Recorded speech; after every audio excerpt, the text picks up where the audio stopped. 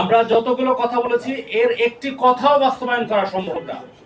আপনারা যদি হতাশ হন তাহলে এই ধরনের বক্তব্য, আর যদি আপনারা আশাবাদী হন, আমরা আশাবাদী হই, তাহলে সবকিছুই বাস্তবায়ন করা সম্ভব। কেন, কি জন্য? সেটা হলো এই যে যা কিছু বাস্তবায়ন করি তার পূর্বে আগে নিজেদেরকে সচেতন হতে হবে। যে কথাগুলো আলোচনা হয়েছে আমি সেটা বলতে চাই না, তার বাহিরে বলতে চাই। আমি আগে আমাদের মির্জা সেলিম রেজা ভাই, আমার শ্রদ্ধেয়, আমার গুরু, এবং আমাদের এফ শাহজাহান ভাই যে কথাগুলো বলেছেন, অনেকেই কথা বলেছেন। প্রথম কথা হলো, সাংবাদিকতা আমরা যারা করি, এই সাংবাদিক ভাইরা পরামর্শ দেওয়ার আগে নিজেকে বাংলাদেশের প্রচলিত আইনের মানুষ হিসাবে মনে করতে হবে যে আমি আইনের ঊর্ধ্বে নয়। পাশাপাশি পুলিশের সমালোচনা করতে হবে, পুলিশও আইনের ঊর্ধ্বে নয়।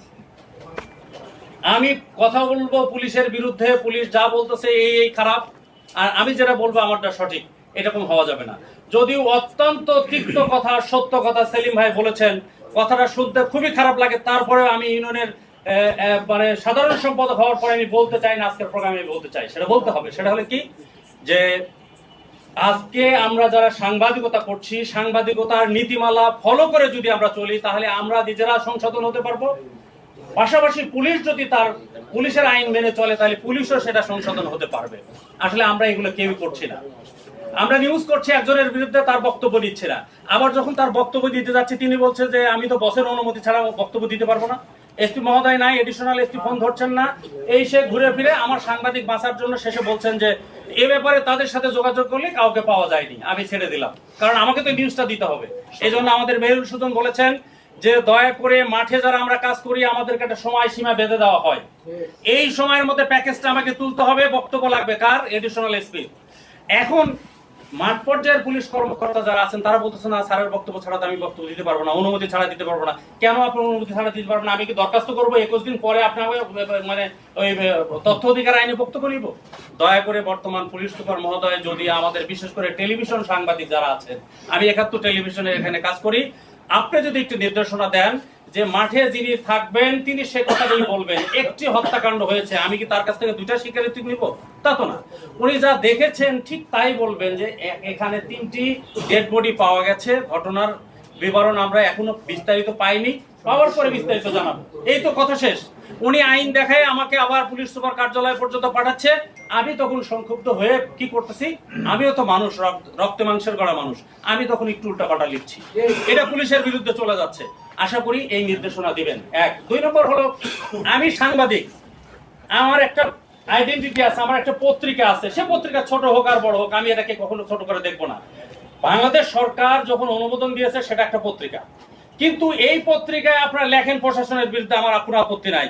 ফেসবুক খুলে আপনি যা খুশি তাই লিখতেছেন, আর একেবারে হ্যালো গাইজ করা শুরু করে দিলেন, সেখানে কোনো বক্তব্যের কোনো প্রয়োজন হলো না সংশ্লিষ্ট কর্তৃপক্ষের।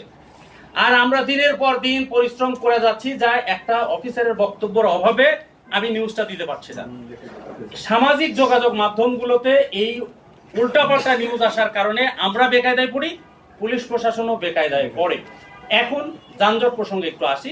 যানজট প্রসঙ্গে আমাদের মাননীয় সভাপতি, বগুড়া প্রেস ক্লাব, দৈনিক বগুড়ার ভারপ্রাপ্ত সম্পাদক, উনি সাক্ষী, জেলা প্রশাসকের কার্যালয়ে কথা হয়েছে। এই যে গেটলক প্রসঙ্গে বলছেন, অবশ্যই না, আমি মহসিন আলী রাজু ভাইয়ের কথার সাথে একমত হয়ে বলতে চাই, গেটলক বন্ধের পক্ষে আমি না, তবে যানজট কমানোর পক্ষে আমি। কমানোর জন্য বলা হয়েছিল যে সবুজ গাড়ি কালিয়ার বাজার থেকে শুরু করে ইয়াকুবের মোড়টা গাড়িটা ঢুকবে, তাহলে যানজট এখানে অনেকটা কমে আসবে। এই আইন বাস্তবায়ন হচ্ছে না। এটা কি পুলিশের দায়িত্ব? এটা জেলা প্রশাসকের দায়িত্ব। জেলা প্রশাসক এখানে উদ্যোগ দিচ্ছেন না। আমরা কিন্তু দেখছি আপাতত দৃষ্টিতে খালি পুলিশ। মাদক নিয়ন্ত্রণের দায়িত্ব কার? পুলিশ কিভাবে করে এটা তো আমরা যারা মোটামুটি সিনিয়র আছি তারা জানি, যে এটা জিডি করে আসামি ধরার নাম পেয়ে যা মাদক ধরতে যাচ্ছে, কারণ সরাসরি মাদক নিয়ন্ত্রণ অধিদপ্তর মাদক নিয়ন্ত্রণ করবে, তারা সেটা পারেন না। এখন এই মাদকের কারণে এই খুন খারাপি যত হচ্ছে, বেশিরভাগ মাদকের কারণে হচ্ছে। এই মাদক বন্ধের জন্য এখন মাদক ধরল 150 বোতল, আমি গণমাধ্যম কর্মীর নাম বলি, গণমাধ্যম কর্মী না, এগুলো গণমাধ্যম কর্মী না, পুলিশের সোর্স, আমি মনে করি এরা সাংবাদিক না। ওখান থেকে 10 বোতল লিখছে, আর আমার সাংবাদিকদের নামে নাম হচ্ছে যে এরা এগুলো করছে। এক্ষেত্রে আমি এর আগের এসপি মহোদয়কে বলেছিলাম, ডিবির ওসিকে বলেছি, সদর থানার ওসিকে বলেছি, তো দয়া করে এই সকল ব্যক্তিদেরকে আপনারা প্রশ্রয় দিবেন না। পুলিশি অভিযান আমরা টেলিভিশনে এবং বড় বড় পত্রিকায় যারা কাজ করি তারা আমরা খবর পাই না, রাত 12টার সময় দেখা যায় যে তথাকথিত সাংবাদিক পুলিশের সাথে অভিযান চালাচ্ছে। এরা কারা? এদের বিষয়গুলো দেখতে হবে। আমার টেলিভিশনের সাংবাদিক খবর পাচ্ছে না, আমার পত্রিকার সাংবাদিক খবর পাচ্ছে না, তথাকথিত সাংবাদিকগুলো সবার আগে যাচ্ছে। আমি কিন্তু এ কথা বিনয়ের সাথে বলেছিলাম এসপি মহোদয়কে, ডিবির ওসিকে বলেছিলাম, আপনারা বেকায়দায় পড়বেন, আপনারই ওই বন্ধু ছবি তুলে রাখছে, তারপরে আপনার কাছে চাহিদা তাদের বাড়ি বেড়ে দেয়, এই করতে হবে, না হলে আপনার ছবি আমি দিয়ে দেবো।